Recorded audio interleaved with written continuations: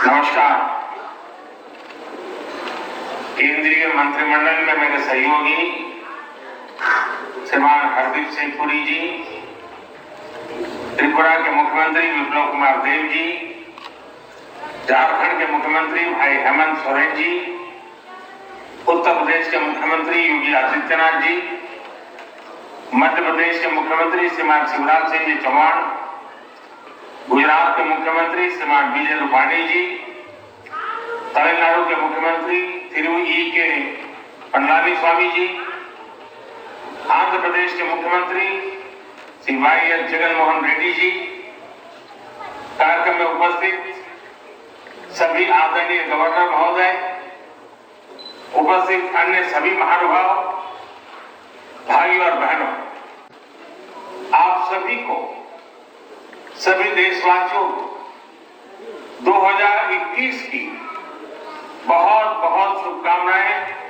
अनेक अनेक मंगल कामनाएं। हमने ग्लोबल हाउसिंग टेक्नोलॉजी चैलेंज का आयोजन किया और दुनिया भर की अग्रणी कंपनियों को हिंदुस्तान में निमंत्रित किया। मुझे खुशी है कि दुनिया भर की 50 से ज्यादा इनोवेटिव कंस्ट्रक्शन टेक्नोलॉजी ने इस समारोह में हिस्सा लिया, स्पर्धा में हिस्सा लिया। इस ग्लोबल चैलेंज से हमें नई टेक्नोलॉजी को लेकर इनोवेट और इंक्यूबेट करने का स्कोप मिला है। इसी प्रक्रिया के अगले चरण में अब आज से अलग अलग साइट्स पर 6 लाइट हाउस प्रोजेक्ट का काम शुरू हो रहा है।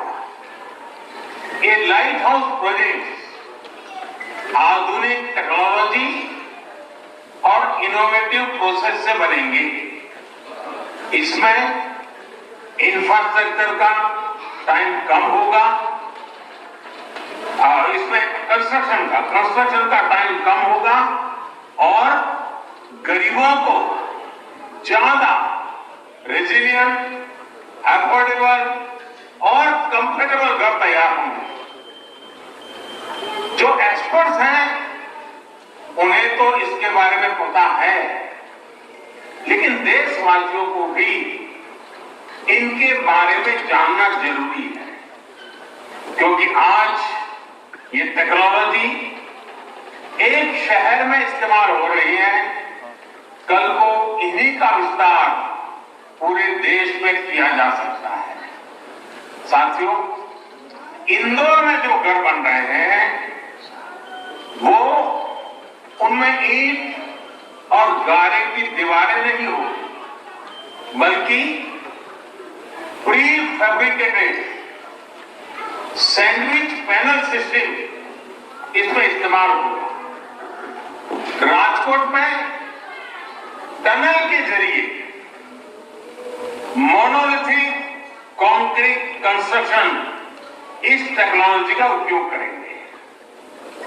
फ्रांस की इस टेक्नोलॉजी से हमें गति भी मिलेगी और घर आपदाओं को झेलने में ज्यादा सक्षम भी बनेगा।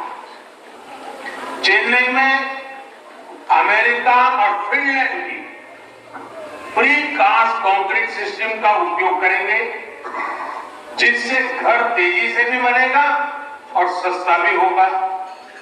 रांची में जर्मनी के 3D कंस्ट्रक्शन सिस्टम से घर बनाएंगे। इसमें हर कमरा अलग से बनेगा और फिर पूरे स्ट्रक्चर को वैसे ही जोड़ा जाएगा जैसे लेगो ब्लॉक्स के खिलौनों को जोड़ते थे।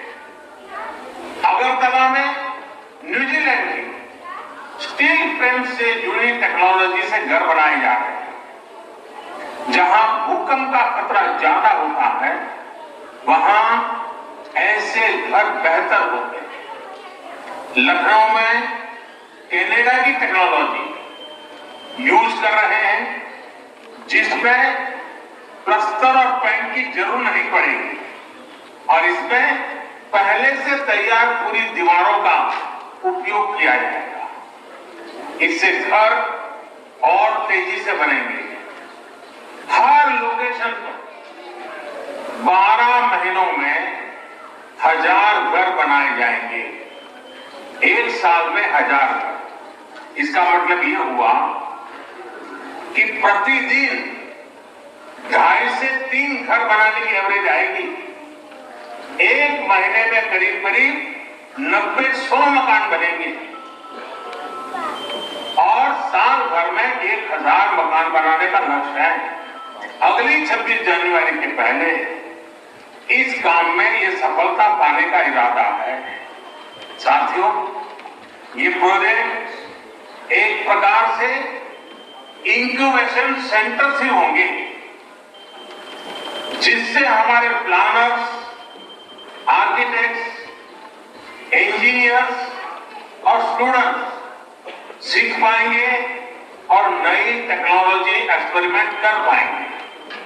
मैं देश भर की इस प्रकार की सभी यूनिवर्सिटी से आग्रह करता हूं, सभी इंजीनियरिंग कॉलेज से आग्रह करता हूं कि इस फील्ड में जुड़े हुए आपके प्रोफेसर, आपकी फैकल्टी, आपके स्टूडेंट्स 10-10, 15-15 के ग्रुप बनाए, एक वीक के लिए इन 6 साइट पर रहने के लिए चले जाएं, पूरी तरह उसका अध्ययन करें, वहां की सरकारें भी उनको मदद करें और एक प्रकार से देश भर की हमारी यूनिवर्सिटी के लोग ये जो पायलट प्रोजेक्ट हो रहे हैं, एक प्रकार से इंक्यूबेटर्स हो रहे हैं, वहां जाकर के टेक्नोलॉजी, और मैं ये चाहूंगा कि हमें आंख बंद करके किसी टेक्नोलॉजी को अडॉप्ट करने की जरूरत नहीं है। हम देखें और फिर हमारे देश की जरूरत के हिसाब से, हमारे देश के संसाधनों के हिसाब से, हमारे देश की रिक्वायरमेंट के हिसाब से हम इस टेक्नोलॉजी का शेप बदल सकते हैं क्या, उसकी एक्टिविटी बदल सकते हैं क्या, उसके परफॉर्मेंस लेवल को बदल सकते हैं क्या।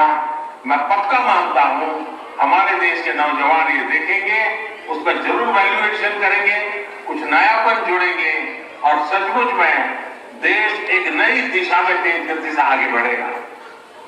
इसी के साथ साथ घर बनाने से जुड़े लोगों को नई टेक्नोलॉजी से जुड़ी स्किल अपग्रेड करने के लिए सर्टिफिकेट कोर्स भी शुरू किया जा रहा है। ये बहुत बड़ा काम है।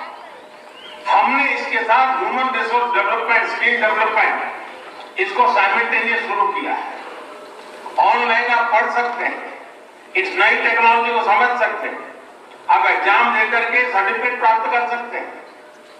ये इसलिए किया जा रहा है ताकि देशवासियों को घर निर्माण में दुनिया की बेस्ट टेक्नोलॉजी और मटेरियल मिल सके। साथियों, देश में ही आधुनिक हाउसिंग टेक्नोलॉजी से जुड़ी रिसर्च और स्टार्टअप को प्रमोट करने के लिए आशा इंडिया प्रोग्राम चलाया जा रहा है। इसके माध्यम से भारत में ही 21वीं सदी के घरों के निर्माण की नई और सस्ती टेक्नोलॉजी विकसित की जाएगी। इस अभियान के तहत 5 सर्वश्रेष्ठ तकनीकों को चयन भी किया गया है। अभी मुझे बेहतरीन कंस्ट्रक्शन टेक्नोलॉजी पर आधारित किताब और ऑनलाइन सर्टिफिकेट कोर्स नवरीति, इससे जुड़ी पुस्तकों के विमोचन का भी अवसर मिला। इनसे जुड़ी सभी साथियों को भी इस एक प्रकार के होलिस्टिक अप्रोच के लिए मैं सभी साथियों को बहुत बहुत बधाई देता हूं। साथियों, शहर में रहने वाले गरीब हो या फिर मध्यम वर्ग के, उन सब से और इन सब का एक सबसे बड़ा सपना क्या होता है? हर किसी का सपना होता है अपना घर।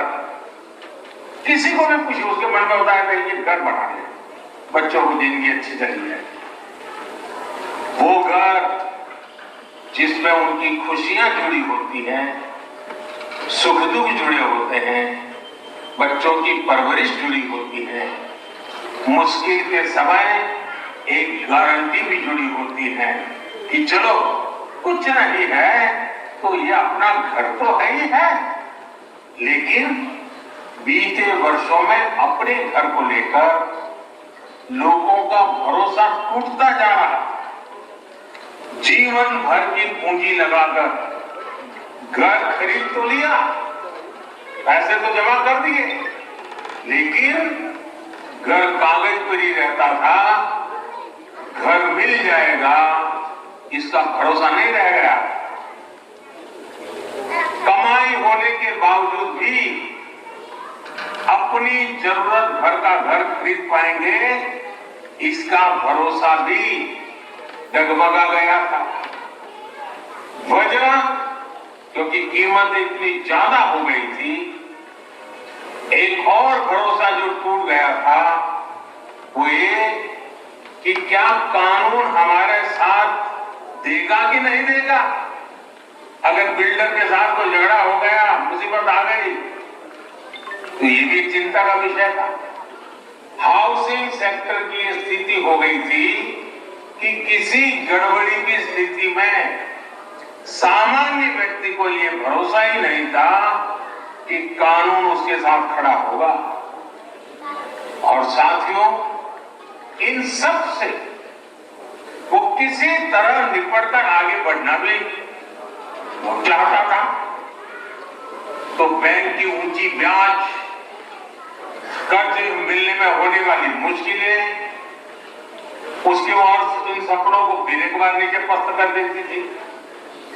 आज मुझे संतोष है कि बीते 6 वर्षों में देश में जो कदम उठाए गए उसने एक सामान्य मानवी, खास करके मेहनतकश मध्यम वर्गीय परिवार का ये भरोसा लौटाया है कि उसका भी अपना घर हो सकता है, अपना मालिकी का घर हो सकता है। अब देश का फोकस है गरीब और मध्यम वर्ग की जरूरतों पर। अब देश ने प्राथमिकता दी है शहर में रहने वाले लोगों की संवेदनाओं को, उनकी भावनाओं को।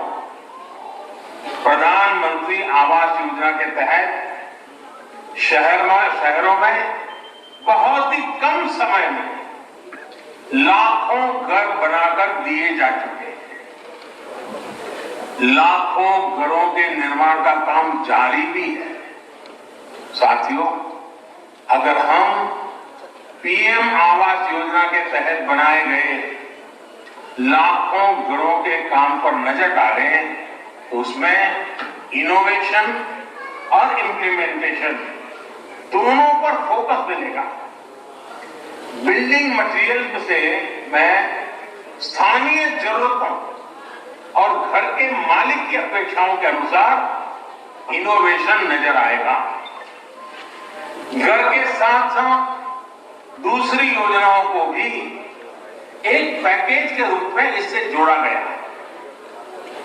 इससे जो गरीब को घर मिल रहा है उसमें पानी, बिजली, गैस, ऐसी जो उसकी आवश्यक सुविधाएं हैं, ऐसी अनेक सुविधाएं सुनिश्चित की जा रही है।